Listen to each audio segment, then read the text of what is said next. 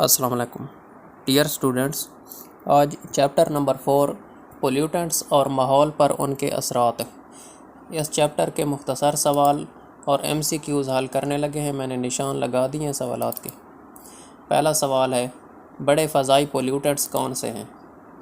इसका जवाब ढूंढते हैं। बड़े फ़ज़ाई pollutants carbon monoxide, sulphur dioxide, nitrogen के ऑक्साइड, क्लोरोफ्लोरोकार्बन वगैरह बड़े फ़ज़ाई पोल्यूटेंट्स हैं। फ़ज़ाई पोल्यूटेंट्स मतलब ऐसी चीज़ें, ऐसी गैसें जो फ़ज़ा को पोल्यूट करती हूँ, फ़ज़ा को गंदा करती हूँ, फ़ज़ा को आलूदा करती हूँ, फ़ज़ा को ख़राब करती हूँ, फ़ज़ाई पोल्यूटेंट्स कहलाती हैं। उनमें कार्बन मोनोऑक्साइड गैस है जिसका फार्मूला है CO, सल्फ़र डाइऑक्साइड है SO2, नाइट्रोजन के ऑक्साइड हैं NO और NO2, क्लोरोफ्लोरोकार्बन CFCs। क्लोरोफ्लोरोकार्बन होते हैं जो रेफ्रिजरेटर्स के अंदर जो गैस होती है, या फिर ये जो स्प्रे की जाती है, स्प्रे की जो इसमें से जो गैस निकलती है, ये होते हैं क्लोरोफ्लोरोकार्बन।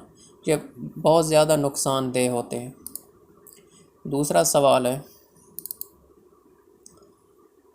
ग्रीन हाउस गैसों के नाम लिखें।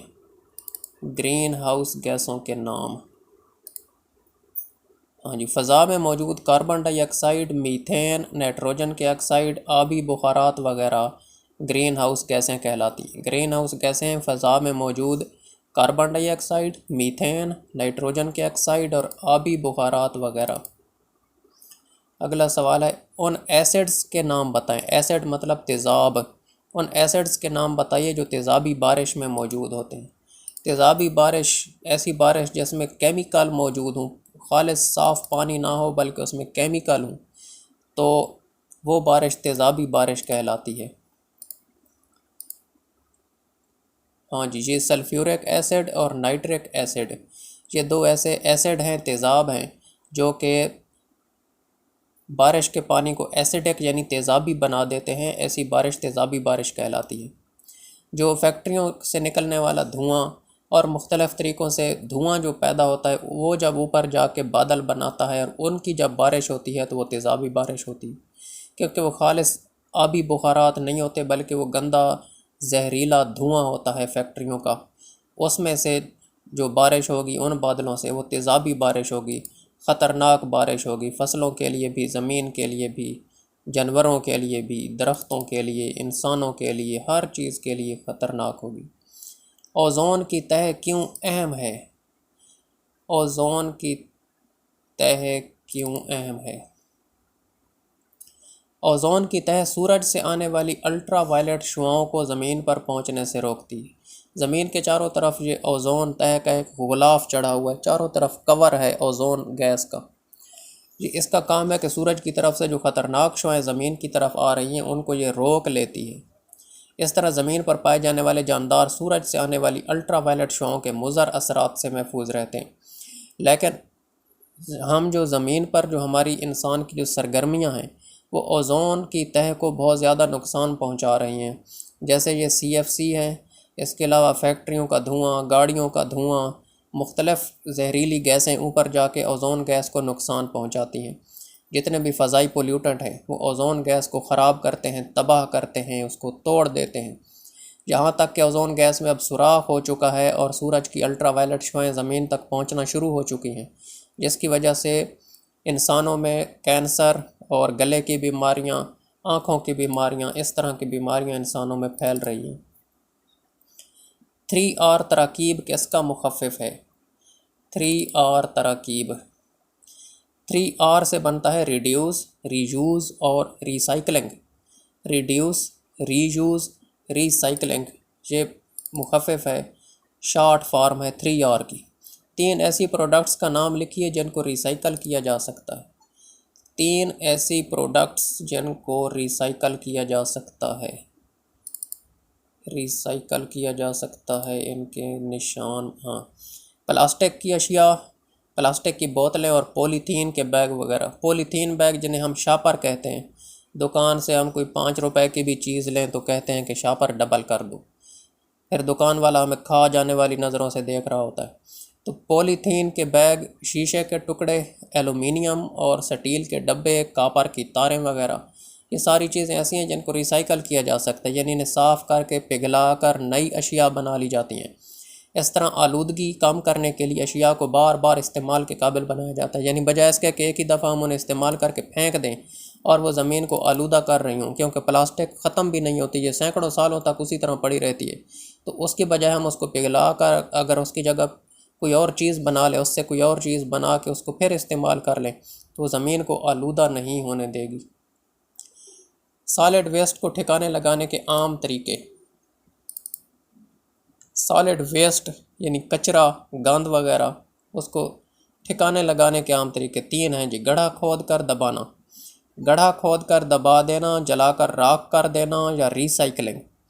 गड्ढा खोद कर दबाएंगे फिर भी वो नुकसान ही पहुंचाएगी। बज़ाहिर ऊपर से हमें गंद नज़र नहीं आ रहा होगा, लेकिन अंदर ज़मीन में वो जहरीले केमिकल वगैरह और जहरीली गैसें पैदा कर रही होंगी।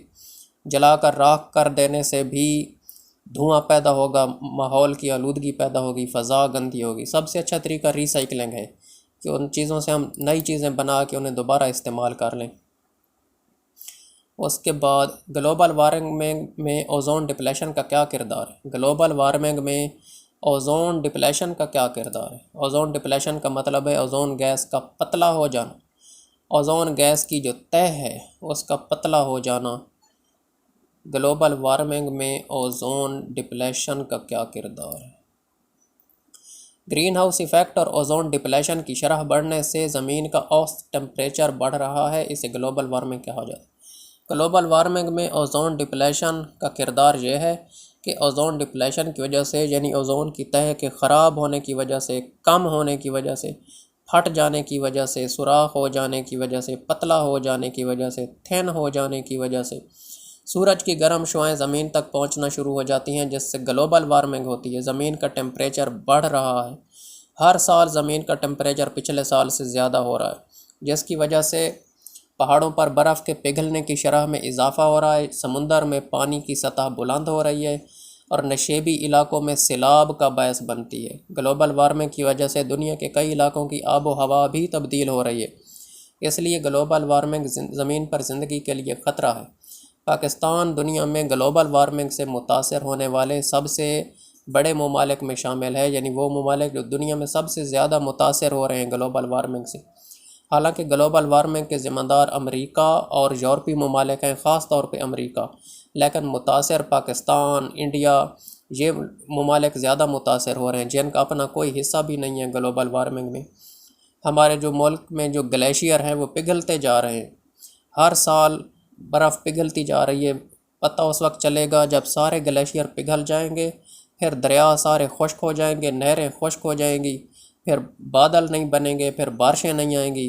तो इंसान और ज़मीन और जानवर और हर कोई प्यास की वजह से तड़प तड़प के मर जाएगा। इसीलिए हम इतना पानी ज़ाया कर रहे हैं और हमें कोई परवाह ही नहीं। हालांकि साइंसदानों के मुताबिक 2025 में पाकिस्तान में पीने का पानी ख़त्म हो जाएगा, लेकिन हमें इस बात की परवाह ही नहीं। फ़ज़ा में सल्फ़र डाइऑक्साइड की एक बड़ी मकदार मौजूद है, ये फ़ज़ा में कहाँ से दाखिल होती है। सल्फ़र डाइऑक्साइड कहाँ से दाखिल होती है फ़ज़ा में। सल्फ़र डाइऑक्साइड फैक्ट्रियों में कोयले या ऑयल के जलने से पैदा होती है। थर्मल पावर स्टेशन से खारिज होने वाले धुएं में आमतौर पर सल्फ़र डाइऑक्साइड मौजूद होती है। फैक्ट्रियों में कोयले या ऑयल के जलने से पैदा होती है, या फिर थर्मल पावर स्टेशन यानी तेल से चलने वाले पावर स्टेशन धुएं में आमतौर पर सल्फ़र डाइऑक्साइड मौजूद होती है। MCQs जी। दरअसल में से फ़ज़ाई पोल्यूटेंट की निशानदेही करें। फ़ज़ाई पोल्यूटेंट इनमें कार्बन मोनोऑक्साइड है, बाकी कोई फ़ज़ाई पोल्यूटेंट नहीं है। गैस जो सूरज से आने वाली अल्ट्रा वायलेट शॉ को रोकती है, ओजोन गैस। दरअसल में से कौन सी ग्रीन हाउस गैस नहीं है। Sulphur dioxide. Sulphur dioxide green house gas नहीं है। पोल्यूटेंट्स जो ओजोन डिप्लेशन का सबब बनते हैं, क्लोरोफ्लोरोकार्बन। क्लोरोफ्लोरोकार्बन ओजोन डिप्लेशन का सबब बनते हैं। केमिकल जो तेज़ाबी बारिश का सबब बनते हैं, सल्फ़र और नाइट्रोजन के ऑक्साइड। सल्फ़र और नाइट्रोजन के ऑक्साइड ऐसे केमिकल हैं जिनकी वजह से तेज़ाबी बारिश होती है। फ़ज़ा में कार्बन डाइऑक्साइड की मिकदार में इजाफे का बायस है डिफ़ॉरेस्टेशन यानी जंगलात का कटाव, जंगलात को काट देना। पाकिस्तान जब बना था उस वक्त पाकिस्तान के सिर्फ 5% रकबे पर जंगलात मौजूद थे, और किसी भी मुल्क के लिए ज़रूरी है कि उसके कम अज़ कम 25% रकबे पर 25% एरिया पर जंगलात होना ज़रूरी हैं। और जिस वक्त पाकिस्तान बना था उस वक्त पाकिस्तान के सिर्फ 5% एरिया पर जंगलात मौजूद थे, और उनको भी अब काट दिया गया है, ज़्यादातर जंगलात ख़त्म कर दिए गए हैं। और अब अगर दोबारा परसेंटेज निकाली जाए तो मुश्किल से 1 या 2% एरिया पर जंगलात होंगे, वो भी कभी मारगला की पहाड़ियों में आग लगी होती है, कभी बलूचिस्तान की तरफ, कभी मरी की तरफ।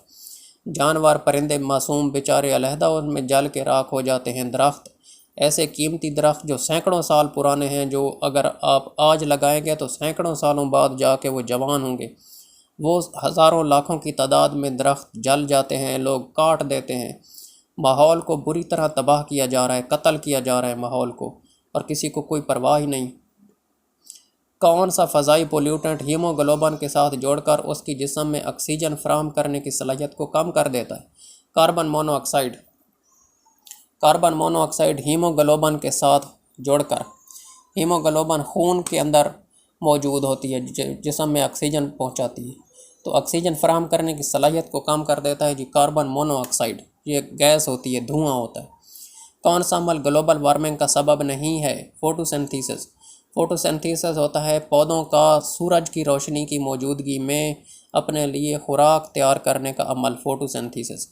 तो ये ग्लोबल वार्मिंग का सबब नहीं है। बाकी तीनों चीज़ों का हिस्सा हो सकता है ग्लोबल वार्मिंग में, लेकिन फोटोसिंथेसिस का नहीं है। गिलास और स्टायरोफोम किसकी मिसालें हैं? Non biodegradable material. Non biodegradable material ऐसी चीज़ें जिनको दोबारा यूँ समझो कि इस्तेमाल ना किया जा सकता हो, या जो अगर आप एक बार फेंक दें तो वो उसी तरह पड़ी रहेंगी, वो कभी ख़त्म नहीं होंगी, या वो ज़मीन में शामिल नहीं होंगी, मिट्टी की तरह नहीं हो जाएंगी, मतलब कि पड़ी रहेंगी उसी तरह। जो बायोडिग्रेडेबल चीज़ें होती हैं ये वो होती हैं कि अगर आप आज फेंक देंगे तो कुछ अरसे बाद ये गल सड़ के मिट्टी में मिल जाएंगी। लेकिन नॉन बायोडिग्रेडेबल चीज़ें जो हैं ये उसी तरह पड़ी रहती हैं, मतलब कि ये नुकसानदेह चीज़ें हैं। गिलास जैसे शीशा वगैरह, शीशा फेंक दिया जाए तो पड़ा रहेगा उसी तरह, कभी भी ये मिट्टी की तरह नहीं हो जाएगा। ग्रीन हाउस, कौन सी ग्रीन हाउस गैस की मिकदार को मुनासिब हद तक कंट्रोल किया जा सकता है? Carbon dioxide. कार्बन डाइऑक्साइड ऐसी ग्रीन हाउस गैस है जिसकी मिकदार को कंट्रोल किया जा सकता है अगर हम जंगलात में इजाफ़ा करें। पाकिस्तान के कम अज़ कम 25% रकबे पर जंगलात हों। हुकूमत ने 10 बिलियन ट्री सोनामी प्रोजेक्ट शुरू किया था, जिसको पूरी दुनिया में एक्नॉलेज किया गया है और पूरी दुनिया में इसको माना गया है, और दुनिया ने बाकायदा इस मॉडल को कॉपी किया है। तो इस तरह के बड़े प्रोजेक्ट्स की हमें ज़रूरत है, जो पाकिस्तान में कम अज़ कम 25% रकबे पर जंगलात लगाए जाएँ, तब ही जाके पाकिस्तान रहने के काबिल होगा। वरना जिस तरह हर साल पिछले साल से ज़्यादा गर्मी के रिकॉर्ड टूट रहे हैं, 60 साल 70 साल के रिकॉर्ड टूट रहे हैं गर्मियों के, तो एक वक्त आएगा, बल्कि आने वाला है, कि पाकिस्तान रहने के काबिल ही नहीं रहेगा, इतनी ज़्यादा गर्मी हो जाएगी। और उसका एक ही हाल है कि जंगलात, ज़्यादा से ज़्यादा जंगलात लगाए जाए। तो आज का चैप्टर हम कंप्लीट कर चुके हैं। इंशाल्लाह अगले चैप्टर के साथ जल्दी दोबारा हाज़िर होंगे। उस वक्त तक के लिए इजाज़त दीजिए। अल्लाह हाफ़िज़।